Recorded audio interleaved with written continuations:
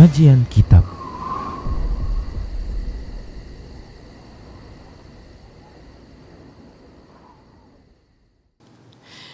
Assalamualaikum warahmatullahi wabarakatuh. Innal hamdalillah nahmaduhu wa nasta'inuhu wa nastaghfiruh wa na'udzu billahi min shururi anfusina wa sayyiati a'malina may yahdihillahu fahuwal muhtadi wa may yudlil falan tajida lahu waliyyan mursyida. Asyhadu an la ilaha illallah wahdahu la syarika lah wa asyhadu anna Muhammadan abduhu wa rasuluh alladzi la nabiyya ba'dah.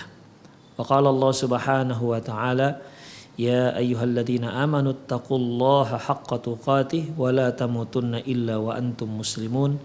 Wa qala azza man qala ya ayyuhalladzina amanu taqullaha wa qulu qawlan sadida yuslih lakum a'malakum wa yaghfir lakum dhunubakum wa may yuti'illaha wa rasulahu faqad faza fawzan 'azima. Ya ayyuhan nasu taqu rabbakumul ladzi khalaqakum min nafsin wahidah wa khalaqa minha zawjaha wa batha minhuma rijalan katsiran wa nisaa'a wattaqullaha alladzi tasaaluna bihi wal arham innallaha kana 'alaikum raqiba. Amma ba'du, inna astaqal hadithi kitabullah wa khairal hadi hadi Muhammad sallallahu alaihi wasallam wa syarrul umur muhdatsatuha wa kullu muhdatsatin bid'ah wa kullu bid'atin dhalalah wa kullu dhalalatin finnar. Kaum muslimin, kaum muslimat, para pemerhati roja dimanapun Anda berada, alhamdulillah kembali di kesempatan kali ini kita bertemu masih dalam pembahasan perjalanan setelah kematian yang kita ambil dari kitab Qiyamatus Sughra, di mana di kajian lalu kita telah membahas terkait dengan penetapan adanya nikmat dan azab kubur bagi mayit,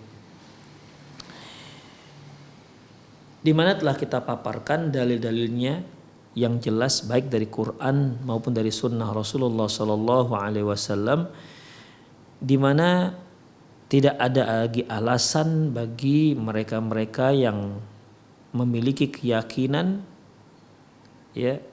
tidak percaya dengan adanya azab kubur ataupun nikmat kubur. Adapun prinsip-prinsip logika yang mereka pakai, ya tentunya kalau sudah terkait dengan masalah kubur, alam barzakh, maka hal ini termasuk dalam kategori perkara yang tidak bisa dinalar oleh akal kita, ataupun perkara ini perkara yang di luar nalar akal kita, di mana akal kita, nalar kita tidak sanggup untuk mencernanya, tidak sanggup untuk memahaminya, dikarenakan manusia memiliki serba keterbatasan, termasuk berfikirnya juga, akalnya juga, nalarnya juga memiliki keterbatasan, sehingga tidak mampu untuk memahami terkait hal-hal yang terkait dengan alam barzakh. Ikhwah rahimanallahu wa iyyakum. Selanjutnya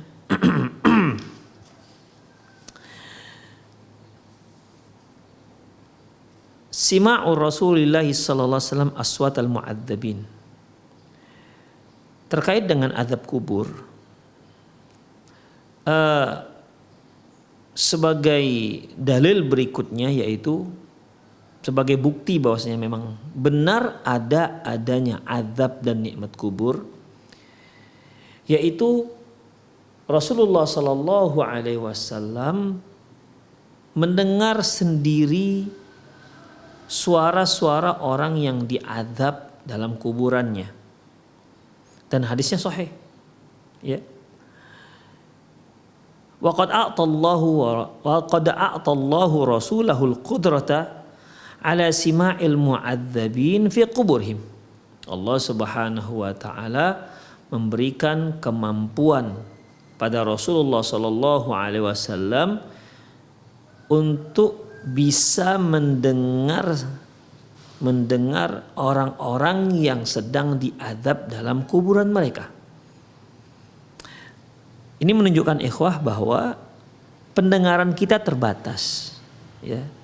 Sebagaimana nalar kita terbatas, mata kita punya kemampuan melihat tapi terbatas, kaki kita punya kemampuan berjalan tapi terbatas, lengan kita punya kemampuan untuk memegang juga terbatas, termasuk ikhwah kita bisa mendengar suara-suara tapi juga dengan kemampuan yang terbatas.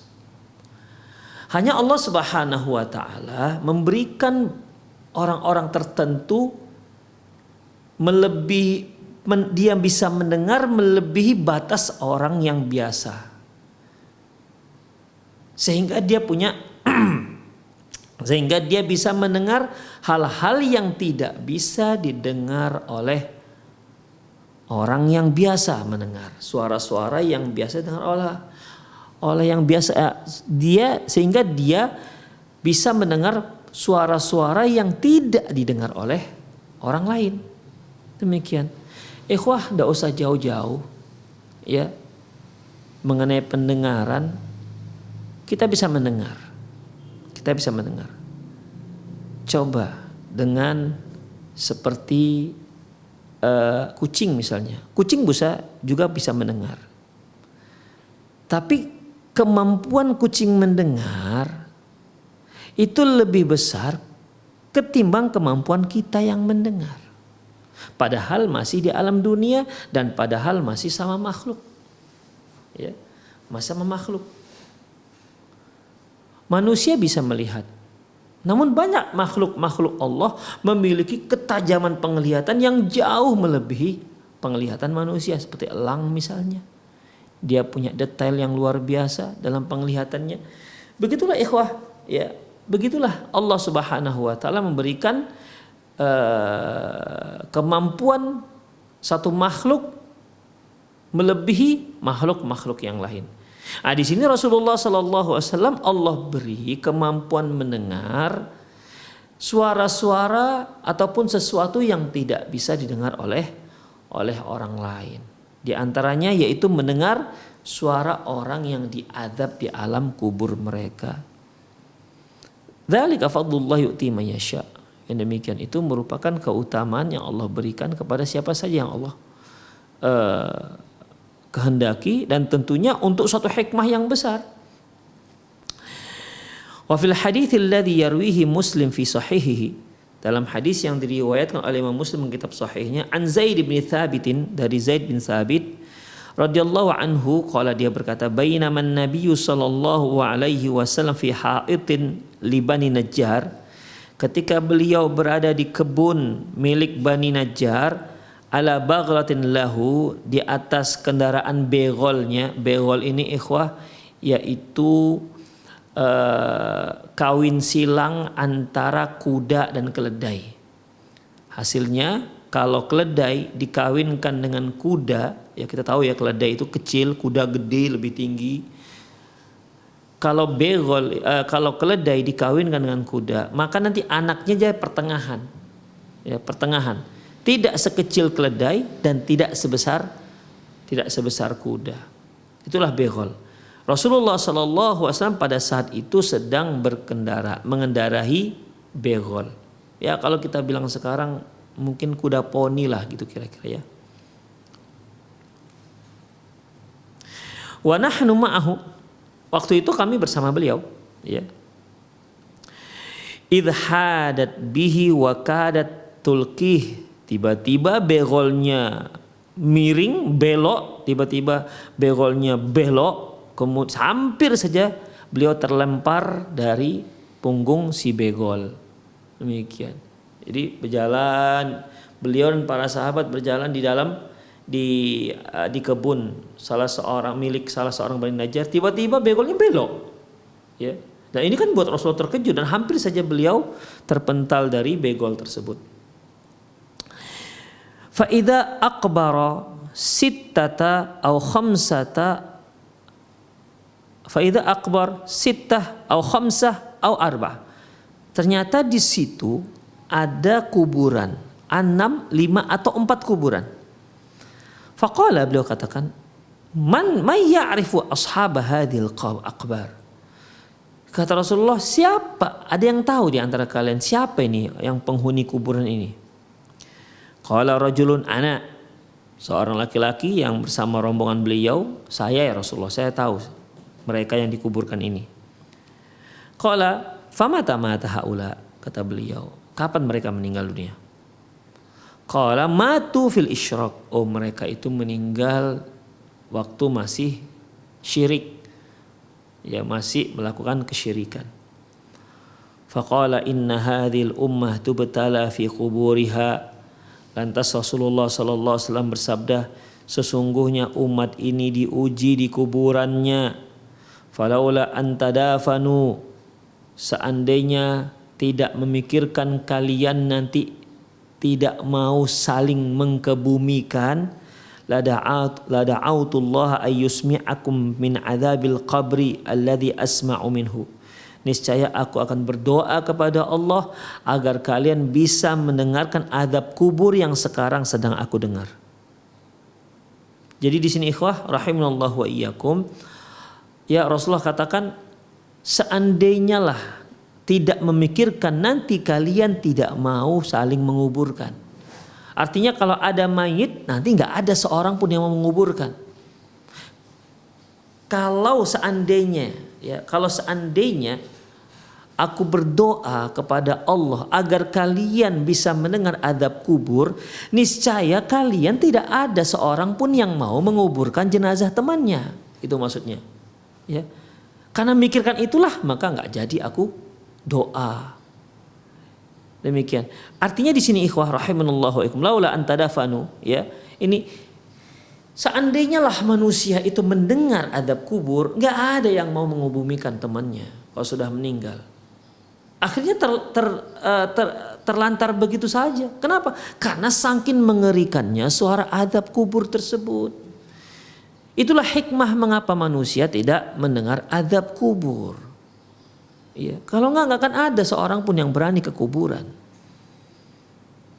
Ya, kita tahulah bagaimana di dunia apabila ada orang yang sedang sakit, apalagi sedang disiksa, bagaimana jeritan-jeritannya, rintihan sakitnya. Itu satu orang. Bagaimana kalau seandainya di satu lokasi pekuburan, mungkin ada 5 atau 6 saja menjerit-jerit di situ. Dan itu kita dengar suara siksaannya, na'udzubillah min dzalik. Gak akan ada seorang pun yang berani ke sana. Jangankan mengebumikan jenazah yang akan dia antar ke sana, mau datang saja ke sana mereka tidak akan mau. Kenapa? Karena suara-suara yang mengerikan.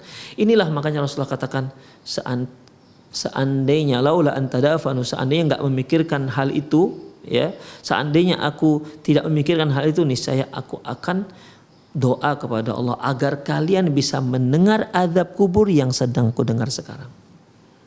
Demikian ikhwah. Ini menunjukkan bahwasanya Rasulullah Shallallahu Alaihi Wasallam mendengar azab kubur, suara orang yang sedang diazab di kuburannya.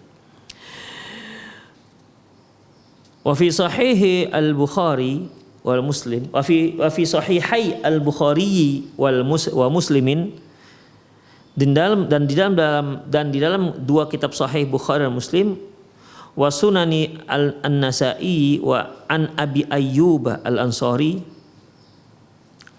dan juga dalam Sunan Nasa'i dari Abi Ayyub al-Ansari radhiyallahu anhu, qala, dia berkata, kharaja Rasulullah sallallahu alaihi wasallam ba'dama gharabatis syams.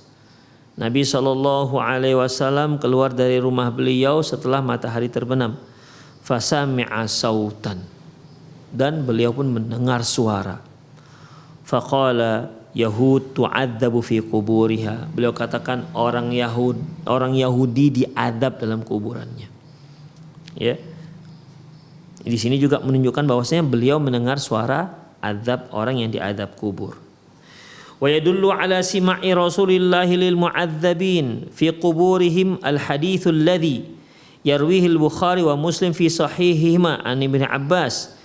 Dan juga membuktikan bahwasanya Rasulullah mendengar orang-orang yang diadab dalam kuburannya, yaitu hadis yang diriwayatkan oleh Imam Bukhari dan Muslim dalam kitab sahih mereka berdua dari Abdullah bin Abbas radhiyallahu anhu, wa fihi, dalam hadis tersebut anna Rasulullah SAW marra bi qabraini. Bahwasanya dalam hadis tersebut Rasulullah SAW melintas di sebuah kubur, di dua kuburan. Di situ ada dua kuburan dan beliau melintas di situ. Faqala, ya, beliau berkata, innahuma la yu'adzaban wa ma yu'adzabani fi kabir. Ini penghuni dua kuburan ini, penghuninya ini sedang diazab. Wa ma yu'adzabani fil kabir. Mereka itu tidak diazab dengan dosa yang menurut kalian bukan dosa besar. Demikian ikhwah.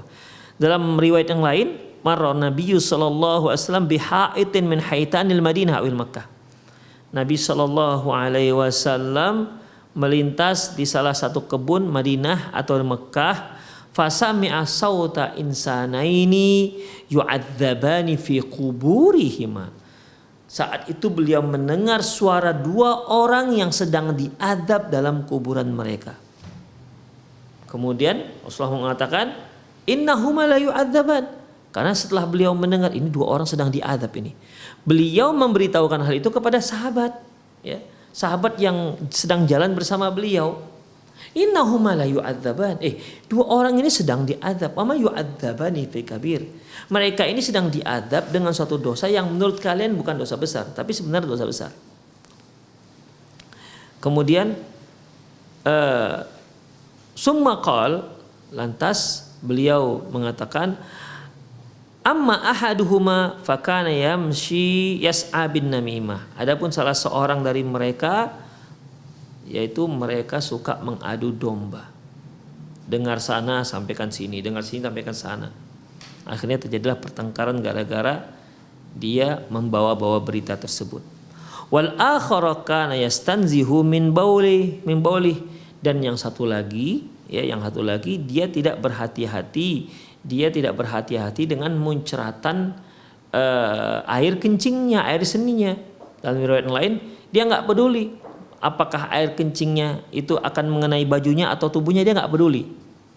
Demikian ikhwah. Itulah penyebabnya maka dua orang ini diazab. Summa akhadha 'udan fakassarahu bisnaini summa gharaza kulla minhuma ala qabri. Lantas beliau pun mengambil pelepah kurma, ya, beliau mengambil pelepah kurma, kemudian beliau patahkan menjadi dua. Ya. Pelepah kurma itu ini ikhwah, kalau ada daun kurma, kalau kita punya daun kelapa gitu kan, tulangnya itu dikatakan pelepah. Ya, tulangnya itu. Jadi Rasulullah SAW ambil pelepah kurma karena ini kan beliau sedang melintas di kebun, ya, kebun kurma. Jadi diambillah pelepah kurma dan dipotong jadi dua. Kemudian yang satu potong ditancapkan di satu kuburan dan yang sepotong lagi ditancapkan di kuburan yang lain. Faqala, lantas beliau mengatakan, la'allahu yukhaffifu anhum al-'adzab ma lam yaibasa. Semoga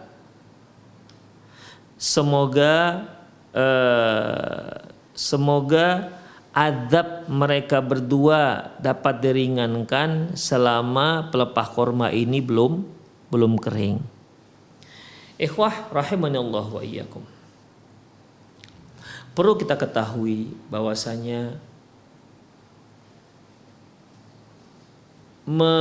menancapkan pelepah kurma di kuburan itu bukanlah sunnah Rasulullah Sallallahu Alaihi Wasallam, walaupun di sini beliau melakukannya. Kenapa demikian ikhwah rahimanallah wa iyyakum? Karena dari ini juga banyak kaum muslimin akhirnya mengira ya disunnahkan untuk nanam pepohonan di kuburan, ya diambil apa begitu tancapkan, akhirnya ditumpuhlah apakah dia bunga ataukah dia pohon-pohonan, demikian ikhwah. Ya. Maka kita katakan, coba perhatikan kronologi ceritanya. Beliau mendengar dua orang yang sedang diazab. Lantas beliau mengambil dua pelepah kurma, diparuh menjadi dua, ditancapkan di masing-masing kuburan tersebut. Lantas beliau mengatakan semoga adab mereka berdua diringankan oleh Allah selama dua pelepah ini belum kering. Nah, berarti kan ikhwah rahimanallahu wa iyyakum, di sini bukan disunahkan menancapkan pelepah kurma di kuburan. Karena intinya sebenarnya itu adalah doa Rasulullah Sallallahu Alaihi Wasallam. Beliau berdoa kepada Allah ya dengan semoga Allah Subhanahu Wa Taala meringankan doa azab mereka, tapi memiliki batas waktu. Beliau memberikan batas waktunya dengan ditancapkannya dua pelepah kurma ini. Karena mereka itu meninggal dalam keadaan syirik, musyrik, ya, gak akan terlepas dari azab kubur. Tapi semoga dengan ditancapkannya itu bisa meringankan, tuh bukan menghindarkan, meringankan mereka dari azab kubur. Demikian ikhwah, ya.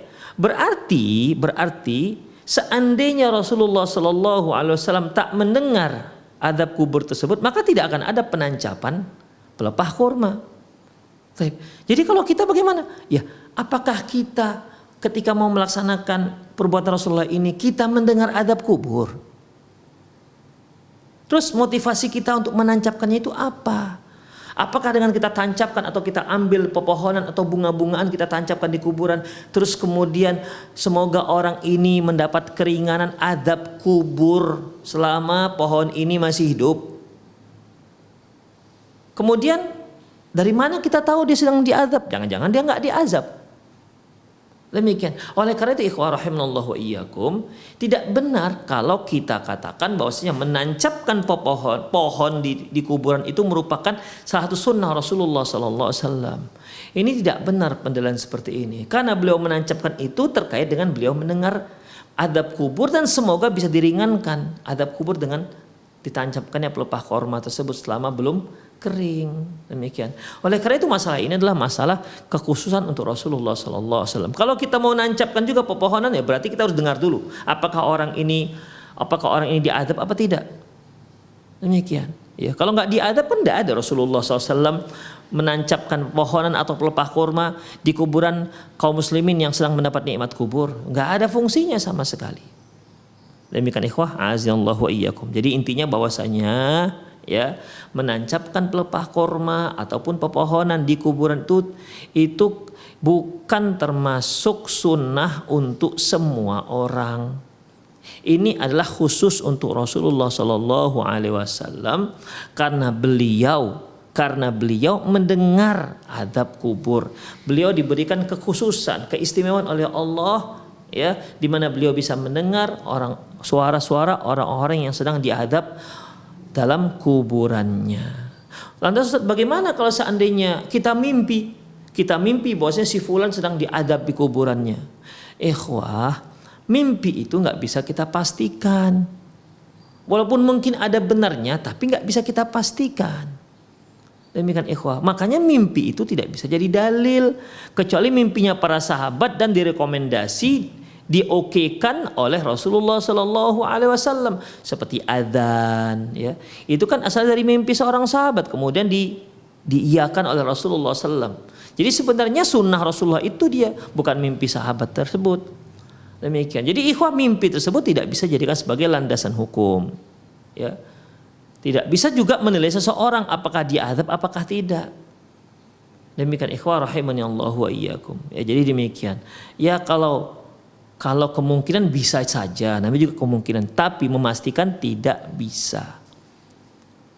Sehingga karena dia melihat misalnya seseorang tersebut diadab di kuburan, maka dia pun bergegas pergi ke kebun kurma untuk mengambil pelepah kurma, kemudian dia tancapkan di situ. Ikhwah, ini tidak dibenarkan, tidak disunahkan seperti ini.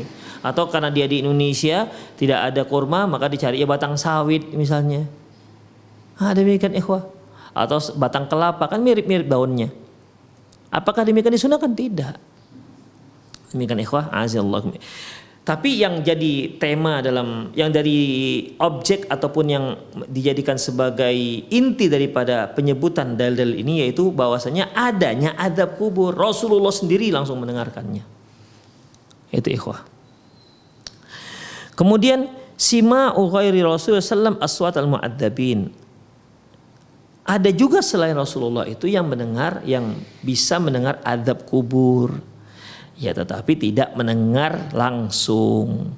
Di sini ikhwah, beliau menyebutkan tentang Syekh Islam Ibnu Taimiyah yang menganalisa adanya azab kubur dengan mendengar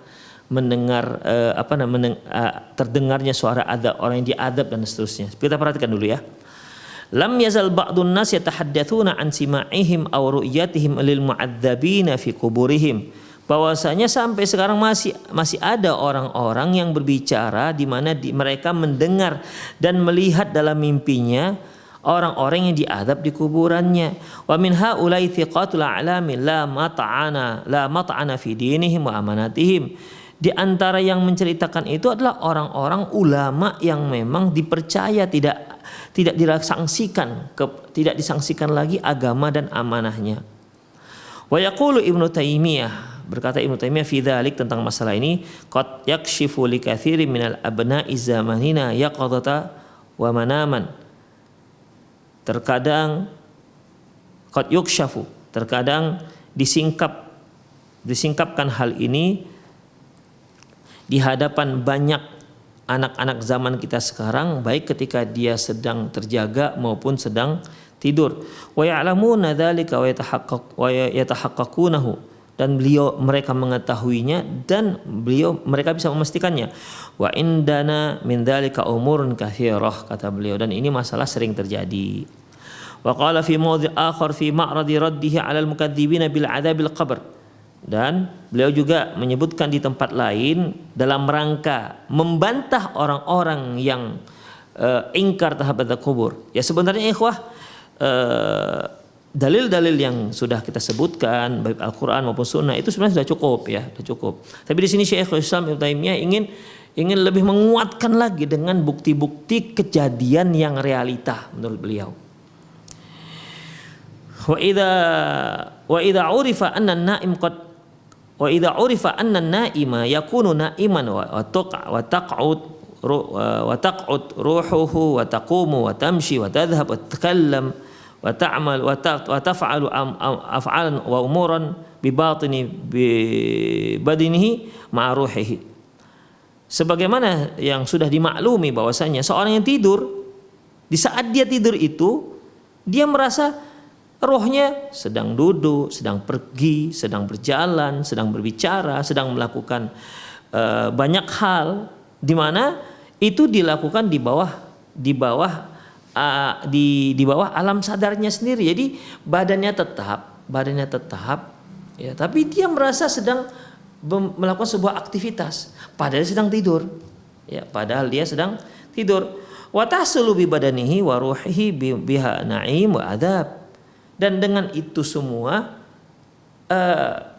kalau perkaranya adalah perkara terkait dengan sesuatu yang menyenangkan atau perkara sesuatu yang tidak menyenangkan, maka itu juga dirasakan oleh badannya, padahal badannya sedang tidur. Ya misalnya dia sedang makan enak misalnya, ya, dia sedang makan enak misalnya, dan akhirnya kan badannya juga akan merasakannya, padahal dia tidak sedang makan.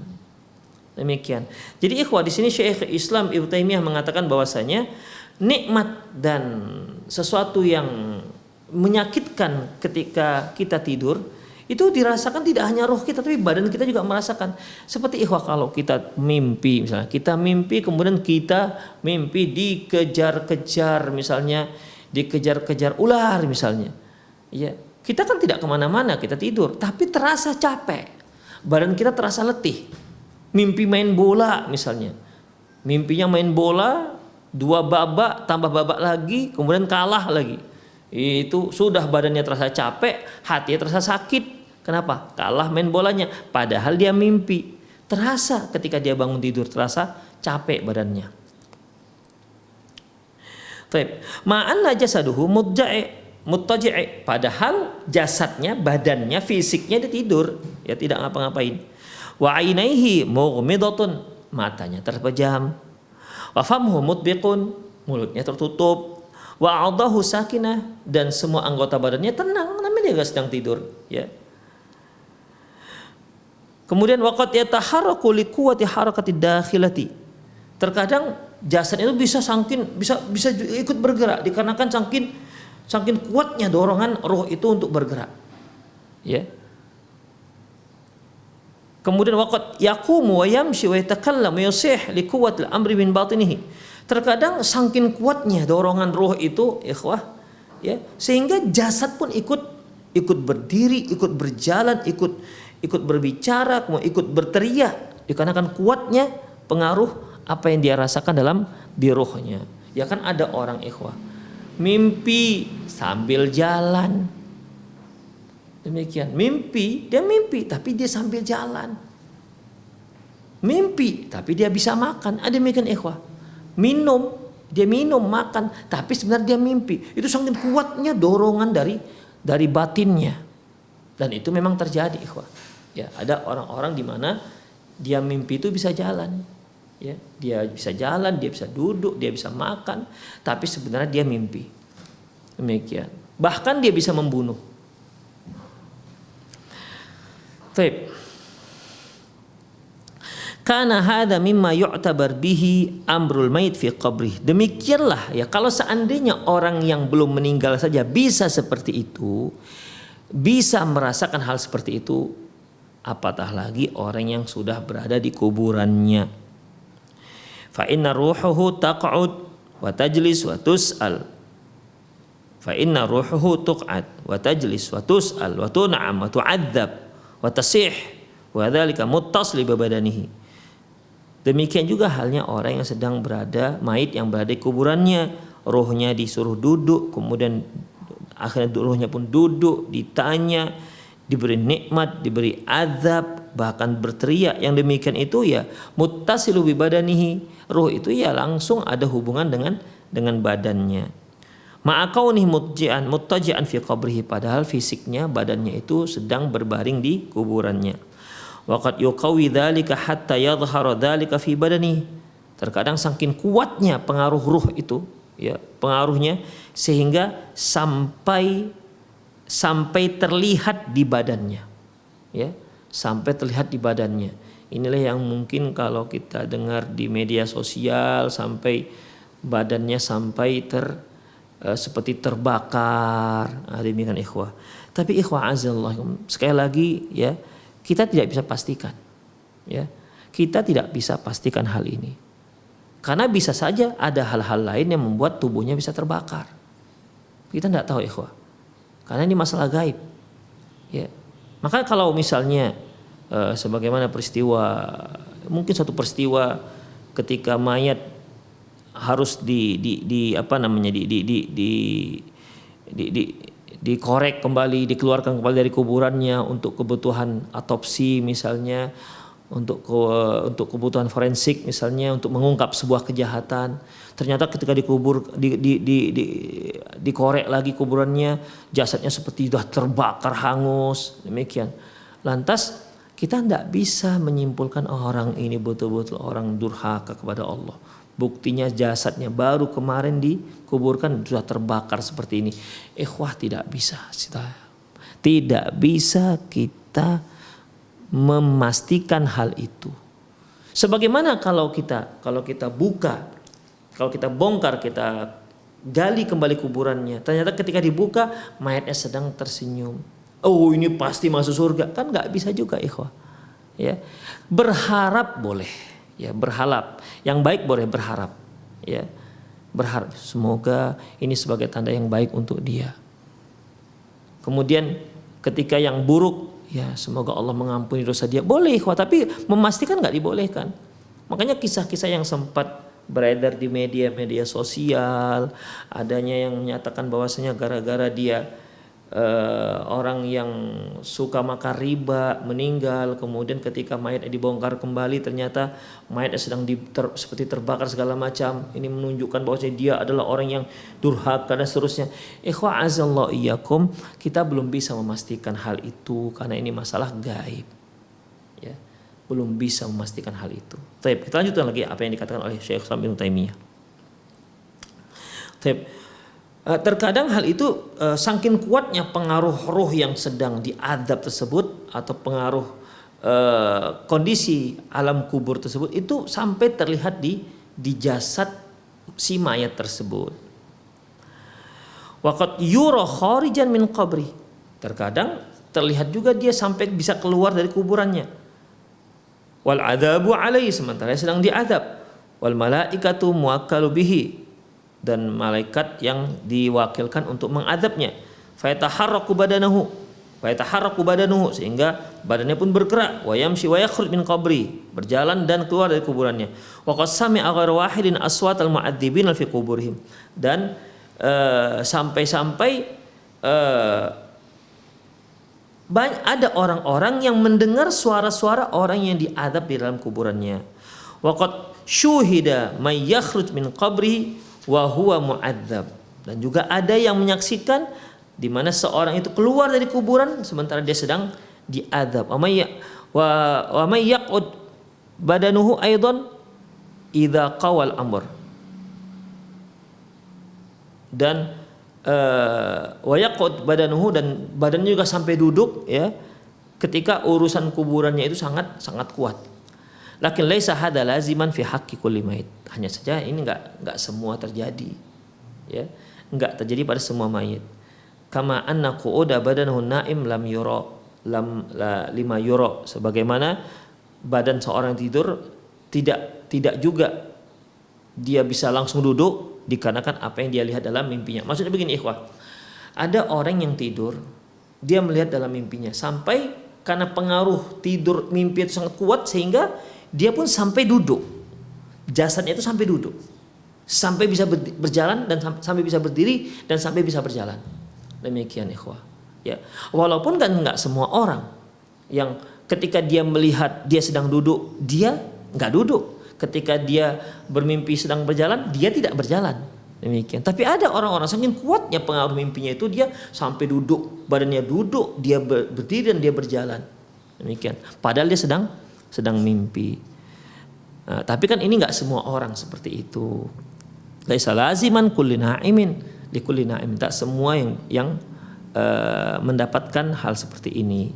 Bal huwa bihasbi quwwatil amr, itu terkait dengan sejauh mana kekuatan apa yang sedang dia lihat.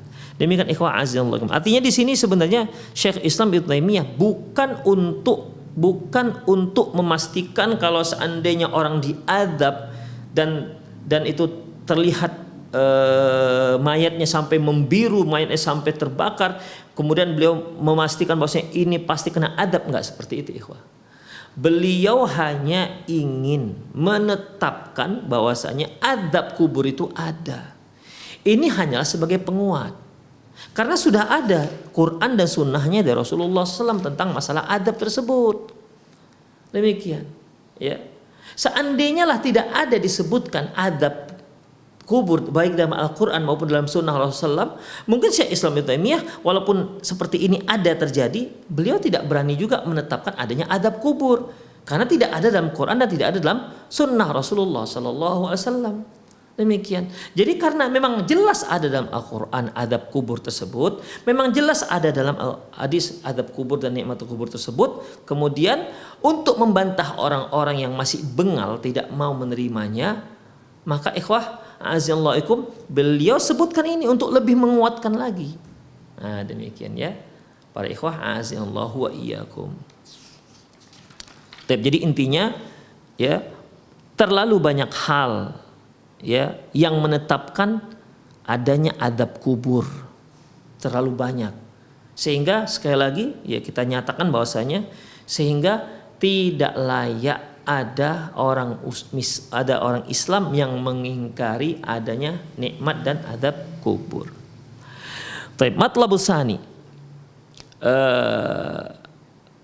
Yang kedua yaitu sifatu na'imil qabri wa adzabihi, yaitu bentuk nikmat dan azab kubur. Bagaimana sih bentuk dan nikmat azab kubur? Lagi-lagi ini tentunya ya menunjukkan adanya nikmat dan azab kubur. Dzakara Rasulullah sallallahu alaihi wasallam fi hadisil Bara' bin Azib, bahwasanya Rasulullah sallallahu alaihi wasallam menyebutkan dalam hadis Bara' bin Azib, annal malaikata tas'alul 'abdal mu'mina fi qabrihi wa yuhsinul ijabah fi qabrihi, bahwasanya malaikat bertanya kepada seorang hamba muslim dalam kuburannya, fayuhsinul ijabata inda dzalik, fayuhsinul ijabah, lantas orang mukmin ini kan akan memberikan jawaban yang benar. Wa inda dzalik, pada saat itu yunadi munadi minas sama, maka muncullah suara dari langit dan mengatakan, an sadaqa abdi, benar hambaku, fa afrishuhu minal jannah, bentangkan untuk dia bentangan dari surga. Apakah itu berbentuk karpet, apalah, Allahu alam. Intinya bentangkan untuk dia bentangan dari surga. Wa albisuhu minal jannah, dan pakaikan dia pakaian dari surga. Waftahu lahu baban ilal jannah, bukakan pintu yang ke surga, bukakan untuknya pintu yang menuju surga.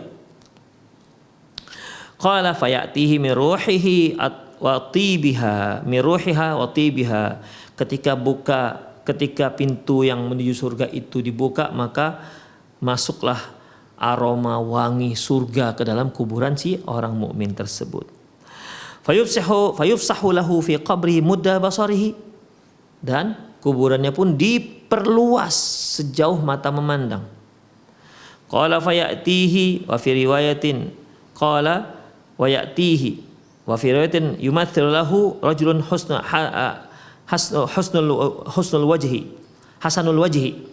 Kemudian dia pun didatangi oleh seorang laki-laki yang wajahnya sangat tampan. Ya'tihi rajulun hasanul wajhi wa hasanul thiyab, pakaiannya juga bagus. Tibur rih, aromanya wangi. Fayaqulu abshir billadhi yasuruka, abshir biridwani minallah wa jannati fiha na'im muqim. Apa kata laki-laki yang datang ini, yang wajahnya tampan, pakaiannya bagus, wangi lagi? Apa kata dia? Inilah berita gembira untukmu. Sesungguhnya Allah meridhoimu, dan untukmu surga yang di dalamnya terdapat banyak kenikmatan yang kekal. Hadza yaumukal ladzi kunta tu'ad. Inilah hari yang dulu pernah dijanjikan kepadamu. Ya, semasa seorang itu dia di dunia kan belum pernah melihat surga, tapi kan dia sudah mendengar adanya surga. Dia sudah tahu bahwasanya orang-orang mukmin akan mendapatkan surga dari Allah Subhanahu wa taala. Nanti di hari akhirat dia akan mendapatkannya, dia akan menikmati nikmat surga tersebut. Nah, seperti kita sekarang, kita kan masih mendengar baik berita dari Quran maupun dari sunnah Rasulullah SAW tentang surga tersebut. Kita sudah dengar. Dan Allah janjikan untuk orang-orang yang beriman, untuk orang yang bertakwa. Seperti Allah berfirman, wasari'u ila maghfiratin min rabbikum wa jannatin arduhas samawati wal ard uiddat lil muttaqin. Dan bersegeralah kalian untuk mohon ampun kepada Allah, dan untuk mendapatkan surga yang luasnya seluas langit dan bumi, yang disiapkan untuk orang-orang yang bertakwa. Ini kan namanya janji Allah. Jadi untuk orang yang bertakwa, Allah akan janjikan surga. Nah, ketika seorang mukmin sudah masuk dalam kuburannya, dibukakan untuk dia pintu yang menuju surga, dilapangkan kuburannya, maka laki-laki ini yang datang belakangan dalam kuburannya, inilah hari yang dulu pernah dijanjikan kepadamu. Demikian makanya dia melihatlah bagaimana istana yang Allah siapkan untuk dia, bagaimana bidadari-bidadari yang Allah siapkan untuk dia, bagaimana pelayan-pelayan yang Allah siapkan untuk dia, kebun-kebun, istana dan lain-lainnya. Itu langsung dia lihat sudah. Kalau kita sekarang kan masih meraba-raba, ya, masih mereka-reka. Dan itu pun kata Rasulullah, ya, sebagaimana dalam sebuah hadis qudsi, a'dadtu li ibadiyas salihin ma la 'ainun ra'at wa la udhunun sami'at wa la khatara 'ala qalbil bashar. Aku sudah menyiapkan untuk hamba-hambaku yang soleh sesuatu yang tidak pernah dilihat oleh mata, tidak pernah terdengar oleh telinga, dan tidak pernah terbetik dalam hati. Dengan artian, kalau kita membayangkan seorang bidadari yang sangat cantik jelita, maka ketahuilah itu belum apa-apa dibandingkan bidadari yang sebenarnya, kecantikan bidadari yang sebenarnya. Kalau kita membayangkan sebuah istana yang megah dengan kemewahan yang luar biasa, kita bayangkan, ketahuilah karena dia masih terbetik dalam hati kita, berarti tak seperti itu surga. Surga itu jauh lebih daripada itu. Demikian ikhwah, ya. Nah, orang ini sudah langsung melihatnya. Inilah hari yang dulu pernah dijanjikan Allah untukmu. Kemudian ikhwah, fayaqulu lahu, lantas si laki-laki mukmin ini bertanya, wa anta fabasyaraka Allah bi khair, man anta? Kamu yang telah membawa berita baik dari Allah, kamu ini siapa? Fawajuhuka wajhul ladzi yaji'u bi khair, wajahmu seperti wajah yang datang membawa kebaikan. Fayaqul, apa kata laki-laki tadi? Ana amaluka salih, aku adalah amalanmu yang saleh. Fa wallahi ma alimtuka illa kunta sari'an fi taatillah. Demi Allah, aku tidak mengetahui tentang kamu kecuali engkau adalah orang yang cepat untuk mentaati Allah, bati'an fi maksiatillah, dan orang yang sangat lambat kalau berbuat maksiat. Jadi kalau untuk ketaatan cepat dia, tapi kalau untuk maksiat, aduh, dia mau mikir 1000 kali. Intinya bukan orang yang mudah bermaksiat. Orang ini mudah dan sangat mudah berbuat baik dan sangat sangat sulit untuk berbuat maksiat. Tidak mudah berbuat maksiat. Hadza manziluka law kemudian ikhwah, fajazakallahu khairan, dan akhirnya Allah memberimu kebaikan seperti ini, membalasmu dengan kebaikan. Summa yuftahu lahu babun minal jannah.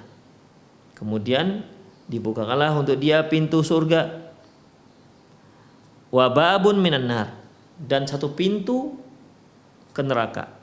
Jadi dibukakan 2 pintu, pintu surga dan pintu neraka. Fayuqalu, dikatakan, hadza manziluka law asaitallah.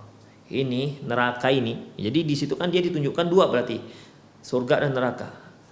Kemudian laki-laki ini mengatakan, yang berwajah tampan tadi, ini tempatmu. Jika engkau semasa di dunia, di sini tempatmu. Kamu lihat bagaimana azab Allah luar biasa.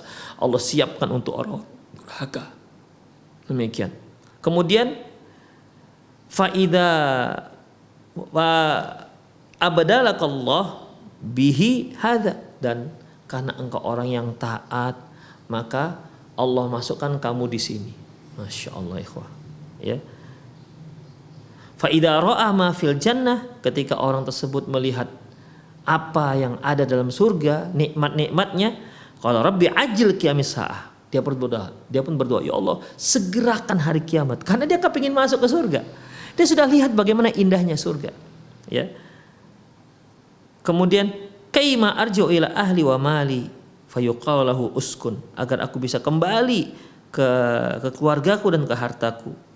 Fayuqalu lahu, maka dikatakan padanya, uskun, dah kamu tenang saja di kuburan sampai nanti hari kiamat. Jadi ikhwah, ini nikmat yang luar biasa yang Allah Subhanahu wa taala berikan. Ya, terlebih lagi setelah Allah tunjukkan, ini kalau kamu maksiat nih, tempatmu di sini nih, kamu disiksa. Ya. Tempatmu di sini. Tapi karena engkau orang yang taat, Allah tempatkan kamu di sini. Masya Allah, itu semakin besar nikmat Allah Subhanahu wa taala kepada dia. Semakin bersyukur dia, ikhwah. Karena dia melihat betapa sangat dahsyatnya azab yang Allah siapkan untuk dia. Beda ikhwah kalau seandainya Allah tak nampakkan surga, tak nampakkan neraka, Allah hanya nampakkan surga. Itu beda kesannya ikhwah. Dengan Allah nampakkan neraka, lantas Allah tempatkan dia di surga. Demikian. Jadi dia rasa syukur itu semakin dalam kepada Allah Subhanahu wa taala. Ya. Demikian. Sehingga sebagai reaksi dia minta agar dipercepat untuk terjadinya hari kiamat. Kata Allah enggak. Uskun. Ya, tetap tinggal di sini. Demikian ikhwah. Jadi enggak ada istilahnya roh itu, orang mati itu balik ke keluarganya. Dia sudah lihat surga. Ya. Dia sudah lihat surga. Dia sudah lihat istana-istananya. Maka dia tidak terfikir lagi oleh dia untuk kembali. ya untuk kembali. Walaupun dalam hadis yang lain ada disebutkan, ya Allah berilah aku kesempatan untuk balik ke keluargaku, untuk beritahu kepada mereka bahwasanya aku itu masuk surga, aku itu mendapatkan nikmat kubur. Kata Allah enggak. Uskun, artinya tetap kamu di situ, enggak usah ngasih tahu mereka. Itulah lebih kurang ikhwah rahimanallahu wa iyyakum. Jadi para pemirsa rahimanallahu wa iyyakum, itulah bentuk nikmat kubur. Bagaimana juga dengan bentuk adab kubur, insyaallah akan kita lanjutkan pada kajian-kajian yang akan datang. Lebih kurang maaf, aku qouli hadza wa astaghfirullah li wa lakum wa lisal muslimin innahu wal ghafurur rahim. Naam.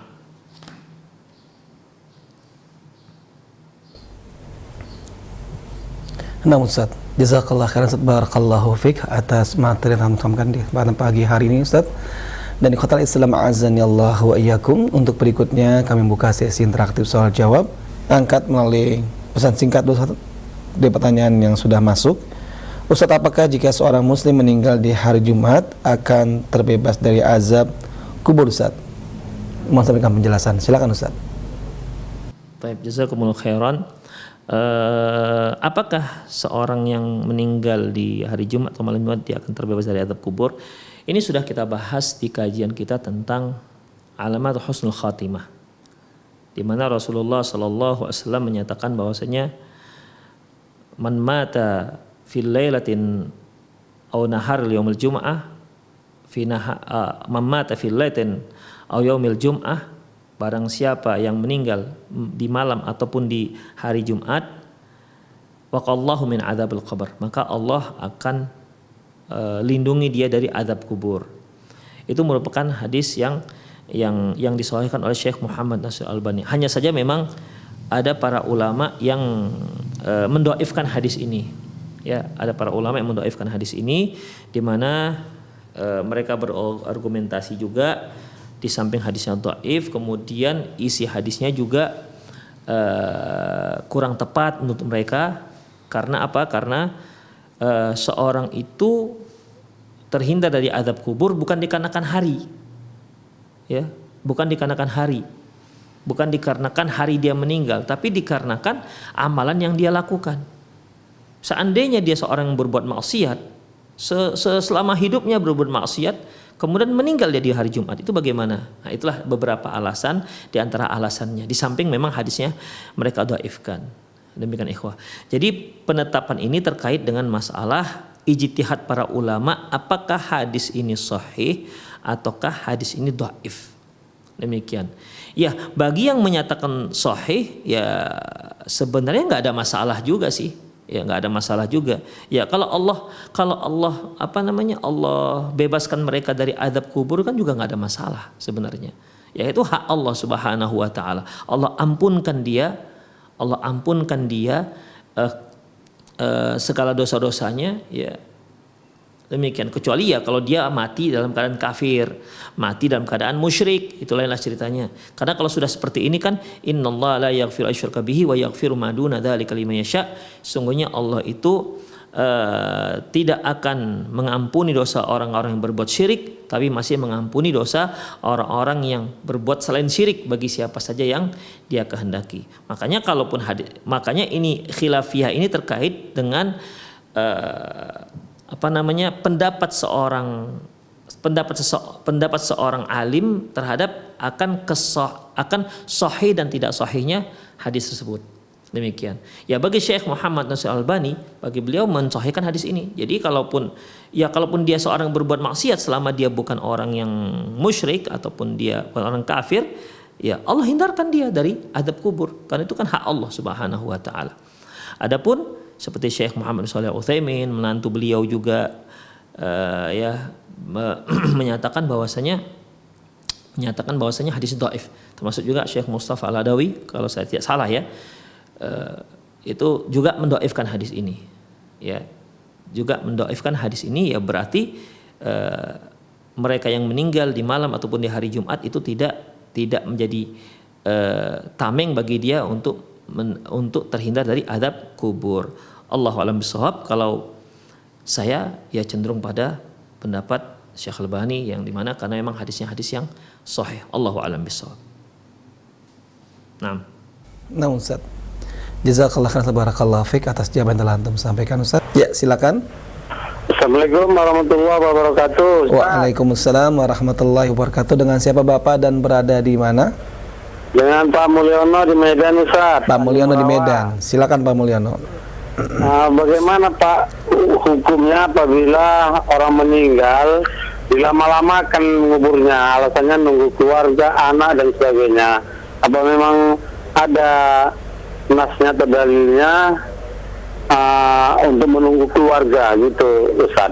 Baik, terima kasih Pak Mulyono. Makasih. Assalamualaikum warahmatullahi wabarakatuh. Waalaikumsalam warahmatullahi wabarakatuh. Dan kepada Ustaz kami persilakan. Baik, bagi Pak Mulyono di Medan, jazakumullah khairan. Semoga Bapak tetap beristiqomah di atas sunnah dan diberi Allah, dijaga oleh Allah Subhanahu wa taala kesehatannya dan lain-lainnya. Mengenai apakah boleh penyelenggaraan jenazah itu ditunda-tunda karena menunggu famili yang datang, anak ya belum hadir dan seterusnya. Ikhwah, Rasulullah sallallahu alaihi wasallam menyatakan asri'u bil janazati. Segerakan penyelenggaraan jenazah. Ya. Segerakan penyelenggaraan jenazah. Jadi di sini Rasulullah sallallahu alaihi wasallam ya menyuruh kita agar jenazah tersebut apabila seorang sudah meninggal segerakan penyelenggaraannya. Tanpa ada yang harus ditunggu-tunggu. Demikian. Karena jenazah itu hanya ada dua. Imma dia jenazah yang soleh. Kalau dia jenazah yang soleh, maka dia akan meminta, ya tapi nggak kedengaran oleh penghuni rumahnya ya, ahlul baitnya. Dia minta agar disegerakan dimasukkan ke dalam kuburannya. Kenapa? Karena dia akan mendapatkan nikmat kubur. Karena seorang itu ketika dia mau meninggal dunia, itu malaikat yang datang itu sudah memberitahu bahwasanya dia akan mendapatkan keridhaan Allah. Dia akan mendapatkan keampunan dari Allah Subhanahu wa taala. Sehingga ketika dia sudah mendapatkan berita baik dari malaikat tersebut, maka tidak ada satu perkara yang paling dia cintai selain kematian. Karena dia tahu dia akan mendapatkan keampunan dari Allah dan dia akan mendapatkan ridho dari Allah Subhanahu wa taala. Makanya dia minta ya disegerakan untuk disampaikan segera di kuburannya supaya dia mendapatkan nikmat kubur. Nah, beda halnya dengan orang yang kafir, orang yang munafik. Ketika malaikat akan mencabut nyawanya, itu malaikat sudah memberitahu bahwasanya dia akan mendapatkan laknat dari Allah, akan mendapatkan kemarahan dari Allah. Demikian. Sehingga itu rohnya nggak mau keluar. Wal malaikatu yadribuna wujuhahum wal malaikatu basitu aidihim. Dan malaikat itu pun, malaikat yang datang itu pun memukul-mukul mereka, basitu aidihim, memukul-mukul mereka. Akhriju anfusakum, kamu keluar. Jadi sampai dipaksa itu keluar. Kenapa? Karena dia tahu bahwasanya malaikat sudah memberitahu dia akan mendapatkan siksa dari Allah Subhanahu wa taala. Demikian ikhwah rahimanallahu wa iyyakum. Sehingga bagaimana? Dia nggak mau keluar, akhirnya kan dicabut dengan paksa oleh malaikat. Apa kata Rasulullah SAW? Kalau dia seorang yang soleh, berarti kalian akan menyegerakan dia mendapatkan nikmat surga, nikmat kuburnya. Tapi kalau dia seorang yang soleh, seorang yang durhaka, maka untuk apa kalian memperlama-lama dia di rumahnya dan di pundak kalian? Segera kalian kuburkan juga. Jadi baik jenazah itu jenazah soleh maupun jenazahnya yang tidak soleh, ini kedua-duanya harus disegerakan. Demikian. Orang durhaka itu nggak usah dibiarkan lama-lama di rumah kita, nggak usah lama-lama di pundak kita. Segera kita tempatkan dia di tempatnya yang seharusnya. Demikian ikhwah. Jadi sebenarnya ya dilarang dalam syariat untuk menunda-nunda penyelenggaraan jenazah dengan alasan menunggu famili, menunggu anak. Tapi sekarang masalah yang kedua. Sekarang apa faedahnya? Apa faedahnya anak ditunggu? Misalnya nih, si ayah meninggal di malam hari misalnya. Telepon si anaknya mungkin ada di Papua. Kata anaknya, jangan dikebumikan ya, ayah jangan dikebumikan, nanti saja sampai saya sampai. Sampainya mungkin sorenya baru sampai. Ayahnya meninggal misalnya malam Kamis, dia sampai Kamis sore atau mungkin Jumat pagi misalnya. Nah, sekarang faedahnya untuk si mayit apa? Jadi kita tidak boleh egois.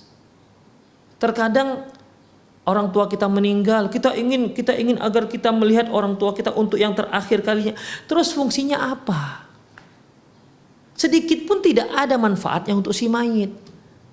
Itu kan semuanya kepentingan kita, karena keegoan kita. Kita ingin melihat orang tua yang terakhir, tapi gara-gara kita penyelenggaraan jenazahnya jadi tertunda. Kalau memang kita mau berbakti kepada orang tua kita, tuh yang sekarang tuh masih hidup. Mumpung mereka belum meninggal, sekarang berbakti kepada kedua orang tua. Sekarang kirim mereka uang banyak-banyak. Demikian diantaranya cara berbakti. Kirim mereka berita baik, doakan mereka. Demikian. Bukan ketika sudah meninggal kemudian kita minta ditunda penyelenggaraannya. Itu semua kan karena keegoan kita. Ikhwah, penyelenggaraan ditunda gara-gara untuk menunggu ini dan itu semua bukan untuk maslahat si mayit, tapi untuk maslahat orang hidup. Ikhwah, kalau dia adalah orang tua kita, sudahlah kita tak sempat berbakti kepada dia. Kenapa mereka sudah meninggal? Masih kita tunda-tunda juga penyelenggaraan dia. Bagaimana kalau seandainya orang tua kita itu memang orang-orang yang soleh, ingin agar segera mendapatkan nikmat kubur? Makanya ikhwah, rahimanallahu wa iyyakum, jangan. Ya kalau memang Anda seorang anak, kemudian orang tua Anda meninggal, Anda berada di tempat yang jauh, doakan dia, itu baru bermanfaat untuk orang tua. Doakan, bukan dengan menunda penyelenggaraan jenazahnya gara-gara kita belum sampai. Makanya ikhwah, ya sekali lagi di sini saya himbau pada kawan-kawan para ikhwan yang jauh dari orang tua, seandainya orang tua meninggal, relakanlah mereka segera diselenggarakan. Doakan dia dari kejauhan. Ya, doakan, itu yang lebih bermanfaat untuk dia. Jangan susahkan mereka dengan menunda penyelenggaraan jenazahnya karena kita belum sampai ke tempat ayah bunda kita. Demikian ikhwah rahimanallahu ikum. Saya kira itu sajalah kajian kita ya. Semoga apa yang kita bahas tadi bermanfaat. Semoga jawaban-jawaban yang diberikan tadi bermanfaat untuk para penanya, menambah wawasan, dan semoga juga bisa menjadi jawaban bagi keluarga yang mungkin masih menunda-nunda penyelenggaraan jenazah karena alasan-alasan seperti ini. Demikian, lebih dan kurang mohon maaf. Aku qouli hadza wa astaghfirullah li wa lakum wa lisal muslimin innahu wal ghafurur rahim. Assalamualaikum warahmatullahi wabarakatuh.